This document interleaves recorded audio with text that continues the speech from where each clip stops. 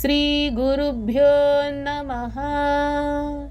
హరిః ఓం. అందరికీ నమస్కారం.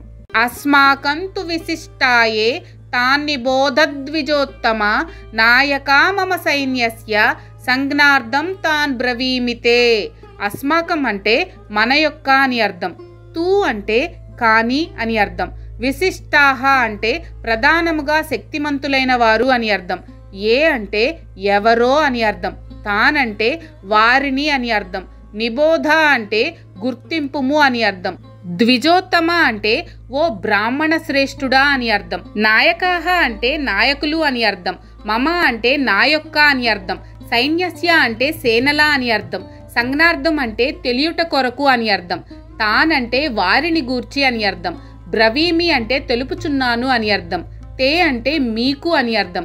కానీ ఓ బ్రాహ్మణోత్తమ, నా సేనాబలంను నడుపుటకై ప్రత్యేకంగా యోగ్యులైనట్టి నాయకులను గూర్చి మీ కొరకై నేను తెలియజేసేదను. ఆచార్యవర్య, తమకు తెలియదు అని కాదు, మన పక్షంలో ఉన్న మహారథుల గురించి కూడా చెప్పుకుంటే నా మనసుకు కొంచెం ధైర్యంగా ఉంటుంది కదా. అందుకని కేవలం తమరి గుర్తు కోసం మన వైపు ఉన్న యోధానుయోధుల గురించే చెప్తాను, వినండి. ఈ శ్లోకంలో ద్విజోత్తమ అని గురువుగారు ద్రోణాచార్యుని సంబోధించాడు దుర్యోధనుడు.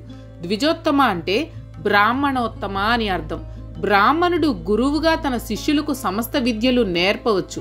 విద్య అంటే ధనుర్విద్య, యుద్ధ విద్య కూడా వస్తాయి. కాబట్టి యుద్ధ విద్యలు బ్రాహ్మణుడు నేర్పవచ్చు, కానీ యుద్ధం చేయకూడదు. ఎందుకంటే యుద్ధం హింసతో కూడుకున్నది. బ్రాహ్మణుడికి హింస చేయడం ధర్మం కాదు. అందుకని వ్యాసుల వారు ఎత్తి పొడుపుగా ఈ పదం వాడి ఉండవచ్చు, కానీ దుర్యోధనుడికి ఆ భావన ఉన్నట్లు కనిపించదు. జై శ్రీకృష్ణ. మీకు కనుక ఈ వీడియో నచ్చినట్లయితే లైక్ చేయండి. అలాగే మీ ఫ్యామిలీ అండ్ ఫ్రెండ్స్కి షేర్ చేయండి. ఛానల్లో కొత్త నోటిఫికేషన్స్ కోసం సబ్స్క్రైబ్ చేయండి. అలాగే పక్కనే ఉన్న బెల్ ఐకాన్ని ట్యాప్ చేయండి.